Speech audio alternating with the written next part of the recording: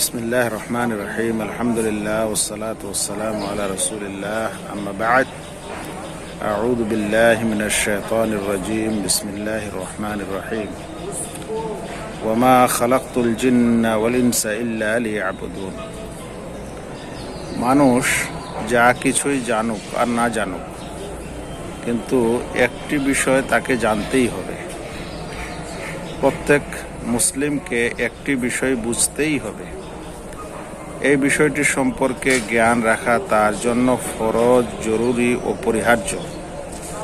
আর সেটি হলো এই যে আল্লাহ তাকে কেন সৃষ্টি করেছেন, তাকে দুনিয়াতে কেন অস্তিত্বে নিয়ে এসেছেন, তার উদ্দেশ্যটা কি। ওই উদ্দেশ্যটি এই আয়াতে আল্লাহ বলেছেন, সেটি হলো যে ওয়ামা খালাকতুল জিন্না ওয়াল ইনসা ইল্লা লিয়াবুদুন। আমি জিন ইনসানকে একমাত্র আমার ইবাদতের উদ্দেশ্যে সৃষ্টি করেছি। তাই ইবাদত করা হচ্ছে আমাদের সৃষ্টির বা পৃথিবীতে আসার সবচেয়ে বড় কারণ, সবচেয়ে বড় উদ্দেশ্য।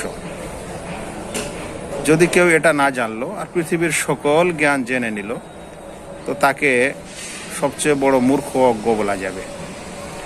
কেউ যদি তার সন্তানকে এই জ্ঞানটি না দিতে পারলো আর পৃথিবীর সকল জ্ঞান দিয়ে দিল, তাহলে সেই পিতামাতা তার জ্ঞান দেওয়ার কোনো দায়িত্বই পালন করেনি। পৃথিবীতে যে যত পাণ্ডিত্য লাভ করলো, সে যদি এই কথাটা না বুঝতে পারে, তাহলে কোরআন এবং সুন্নাহ অনুযায়ী সে আসলে পণ্ডিত নয়, মূর্খ। এখন নর হোক বা নারী, আর ছোট হোক বা বড়, বিশেষ করে যখন সে সাবালককে পৌঁছাবে, তখন সে যেন অবশ্যই এই কথাটি শিখে নেয় যে আল্লাহ আমাকে তাঁর ইবাদতের উদ্দেশ্যে সৃষ্টি করেছেন। আর তাঁর ইবাদত বহু ধরনের। কিছু ইবাদত জরুরি, কিছু ইবাদত জরুরি নয়। কিছু ইবাদত হয়তো বছরে জরুরি, ও কিছু ইবাদত হয়তো দিনে 5 বার জরুরি। তার মধ্যে বিশেষ করে সালাত সেই জরুরি ইবাদতগুলির অন্তর্ভুক্ত একটি।